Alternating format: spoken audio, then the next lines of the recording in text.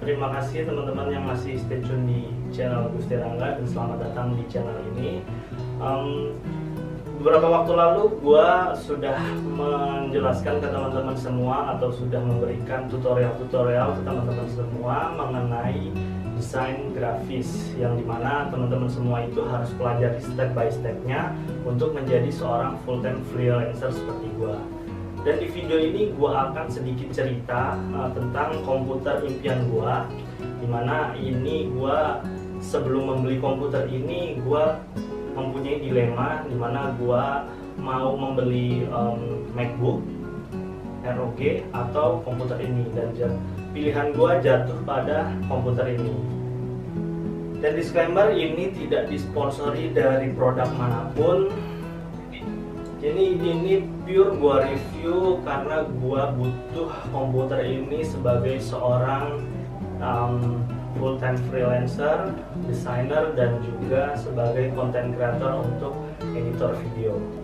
Karena sebagai full-time freelancer kita harus memiliki komputer yang spesifikasi mendukung supaya kinerja kita lebih efektif lagi dan lebih cepat lagi, teman-teman.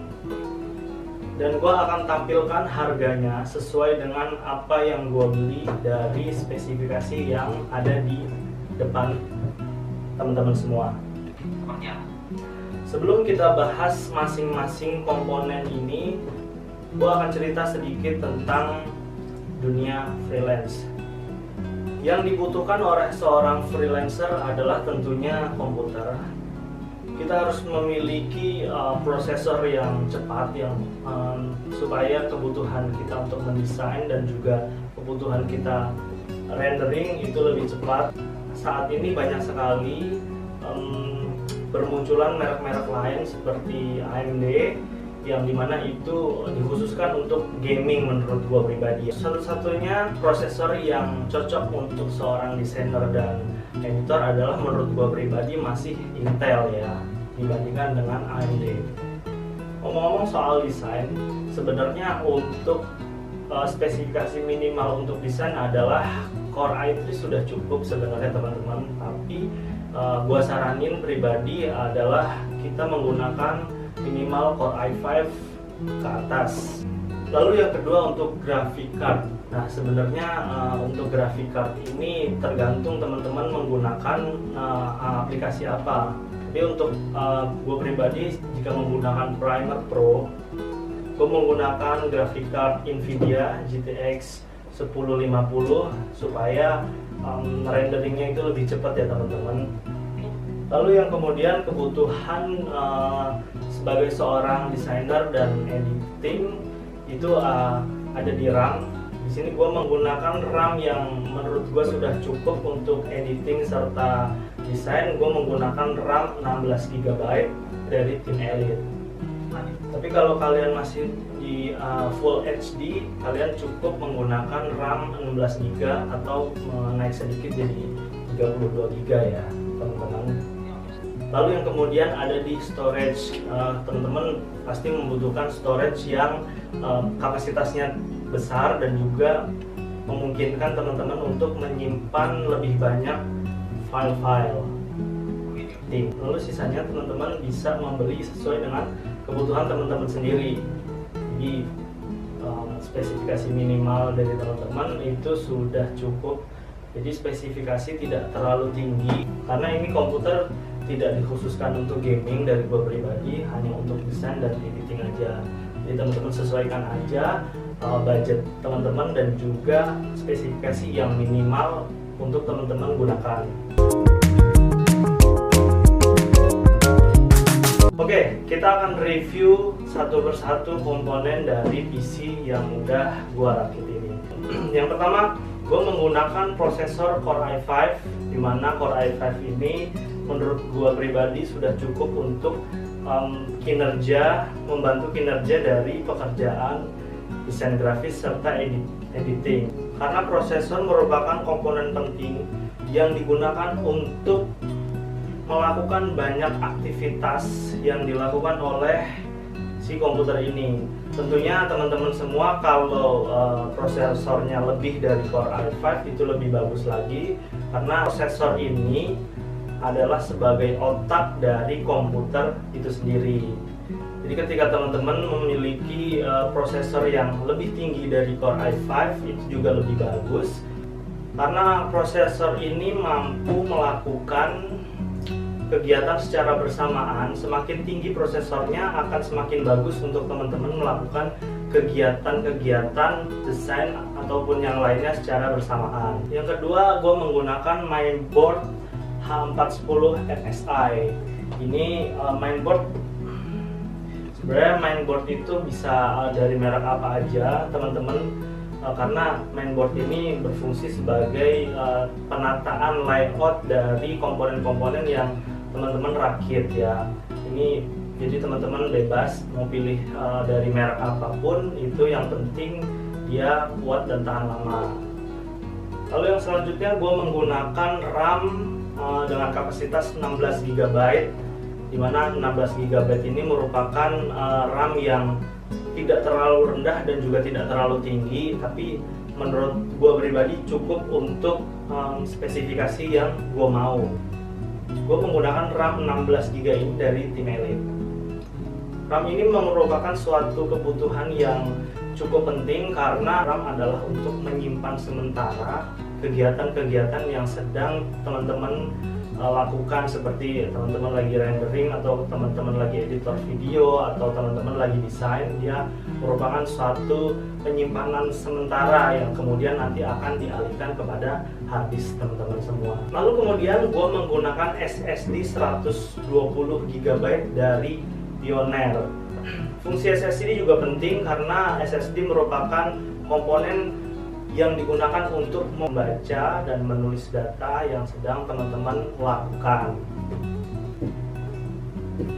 Untuk penyimpanan gue menggunakan hard disk sebesar 500 GB. Teman-teman juga bisa menggunakan lebih dari 500 GB. Rekomendasi dari gue pribadi minimal teman-teman menggunakan 500 GB atau 1 tera. Tapi di sini gue menggunakan hard disk eksternal juga sebesar 320 GB supaya penyimpanan dari komputer gue bisa lebih optimal. Di sini gue menggunakan hard disk eksternal 320 GB. Karena fungsi dari hard disk ini adalah merupakan perangkat eksternal yang berfungsi untuk menyimpan data-data hasil dari kerja teman-teman semua. Jadi kalau teman-teman semua menghasilkan pekerjaan berupa video-video dan footage-footage yang akan teman-teman gabungkan, dan setelah direndering kan teman-teman nanti akan menyimpannya di hard disk dan membutuhkan kapasitas yang lumayan besar. Makanya gue menambahkan hard disk eksternal ini menjadi totalnya 850 GB. Untuk grafis gue menggunakan VGA GTX 150 Nvidia.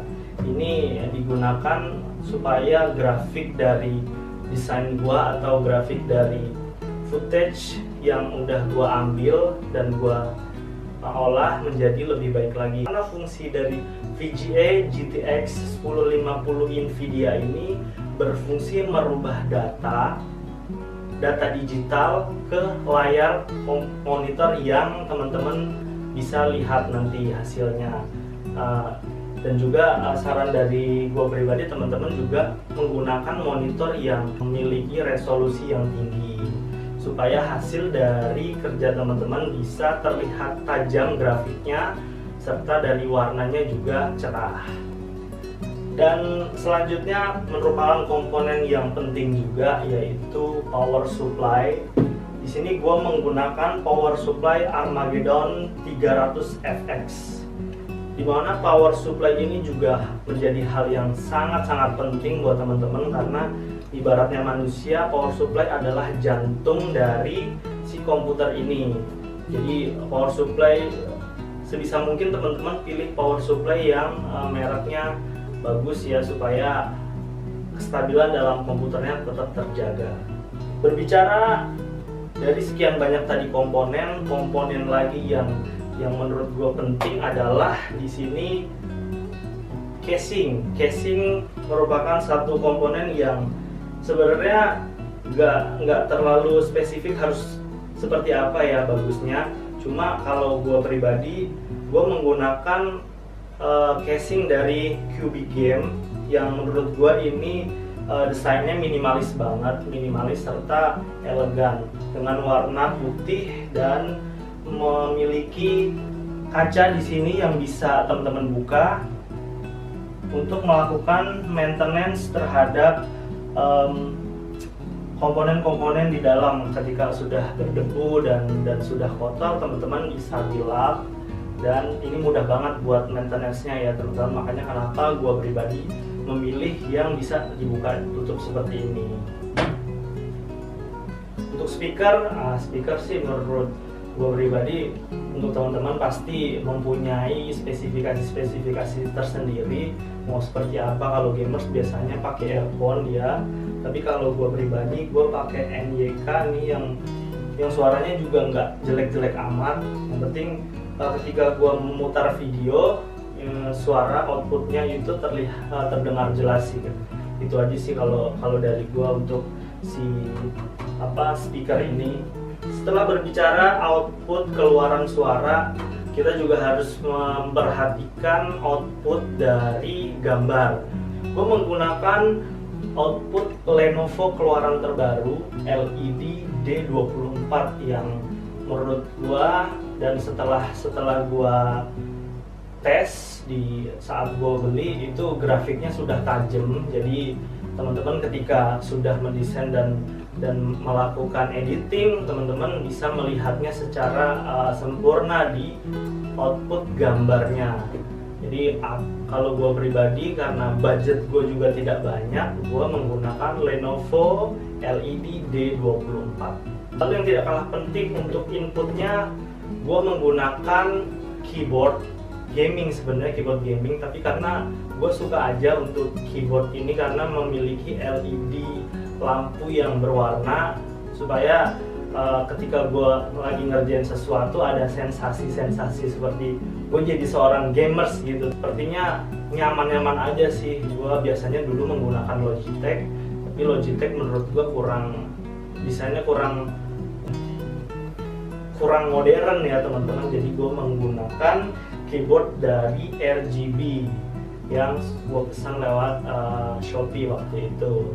Dari keseluruhan komponen yang udah gue sebutkan tadi, itu teman-teman bisa total ya harganya berapa, atau teman-teman bisa beli di atas dari spesifikasi yang gue sebutkan tadi, atau beli di bawah dari spesifikasi yang gue sebutin tadi.